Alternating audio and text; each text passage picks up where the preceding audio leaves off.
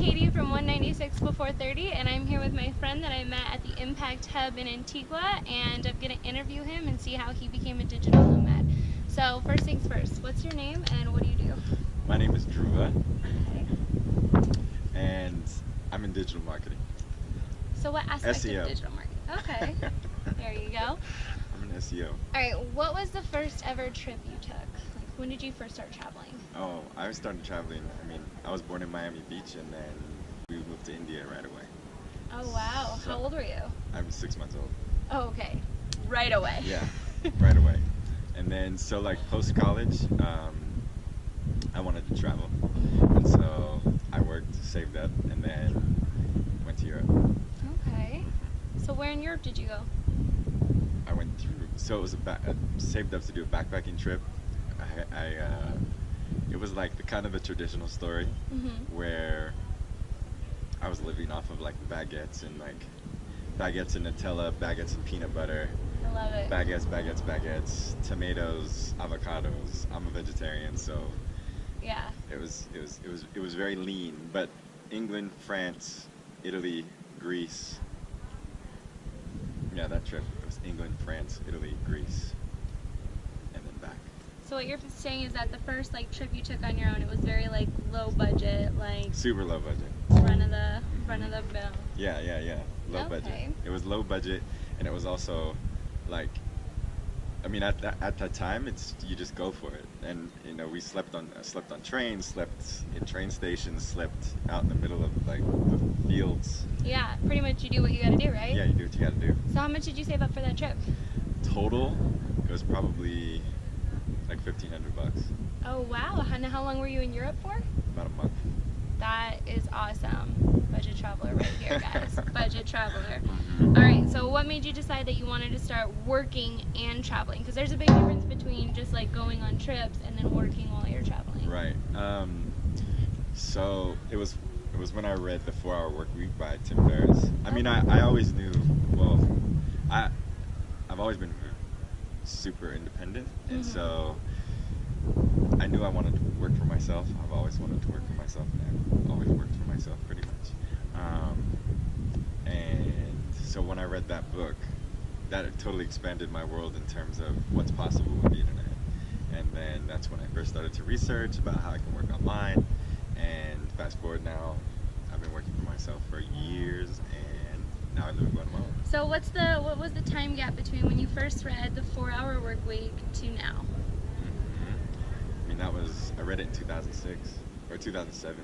Okay, so it's So, been about 10 10 years years, of yeah. that journey you've been on.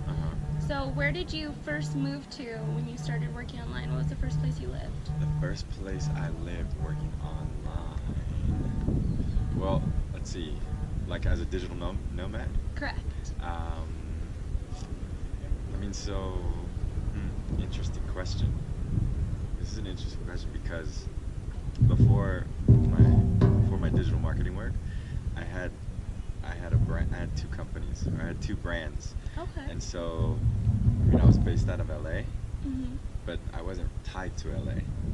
I pretty much could have done it from anywhere. Our manufacturing was overseas. Okay. So it was piecing all the parts together. And it's an e-commerce store. We had our products in a bunch of retail stores in the United States, but I've always been geographically kind of free. Okay, that's awesome. So yeah, pretty much break it down for me. What was your journey from reading the 4-Hour Work Week, realizing that you want to Right. this whole different lifestyle, Right. to where you are now, where you're living in Antigua, which is arguably probably one of the most gorgeous, old-looking cities I've ever seen. It is. It's phenomenal. And just living here, working at the hub. So what was that journey like? How many jobs did you hold? What went on in those 10 years? Okay, so really, let's say complete digital nomad was 2014. Oh, okay. 2014, 2015. So it took a while to get there. Yeah, I was exploring a whole bunch of different things, right? Yeah. So once I read that, it just started the wheels turning, right? And it really started the wheels turning of like, okay, autonomous money accrual, how can that take place? Yeah. And because there's like your life work, Mhm. and then there's money accrual. Yes. And so these are very different things. And it's really neat to start playing with those different paradigms. It's like, what's your life worth? What do you really want to do with your life? And then, okay, there's this system that we have to make money. Yes. And so, so I was testing out a bunch of things, but I guess long story short, from that read, it wasn't until like 2013, 2014 where I really kicked it into high gear. Yeah. And then 2014, 2015 where it was like, okay, I can live anywhere and I can do this. And my last businesses faded, they came to a close. And then I was like, all right, I'm going to get out of here. I was living in Los Angeles downtown. And I was like, I'm not tied to this place. I can do this work from anywhere. So I've always wanted to learn Spanish. And then Googling and everything kept pointing me back to Antigua. And Antigua is closer to so much of the southern part of the United States than like, it's closer to LA than New York is to LA. It's closer to Houston than it's so. Hands down. Right. And so it becomes really easy if I need to take a flight. I can hop on a flight and I can go there and I can meet with clients. Okay. So, yeah. So how long have you been living in Antigua for? I came here in September. Gotcha. So I was testing September, October, tested the internet, tested how I'd be able to move if I needed to, and so September, October. So I moved here in January officially. Gotcha. So 6 months. That's awesome. All right, what was your biggest struggle on your path to becoming a digital nomad, and what has been the best thing you feel you've gotten out of since becoming a digital nomad? Questions. Let's see here. The biggest struggle is making it work. Yeah. I mean, that's what is that all encompassing? Making it work. I mean, it's trial and error, especially if you want to work for yourself. Yes. Then it takes a lot of trial and difference. error. Right. There's and nowadays, because of the way that the internet is giving just inexhaustible opportunities, there are a lot more opportunities, as you know, online. Yes. And it really is so much more possible to live around the world, working from wherever you might be and making your money. Yeah. The hardest thing was finding out something that worked. Okay. And that's and I've gone through just numerous different e-commerce testing platforms, numerous different ad platforms to figure out something that worked. And now I'm really good at SEO, so I do client work and I have my own affiliate sites. And so, yeah, so that's. So how did you get into SEO?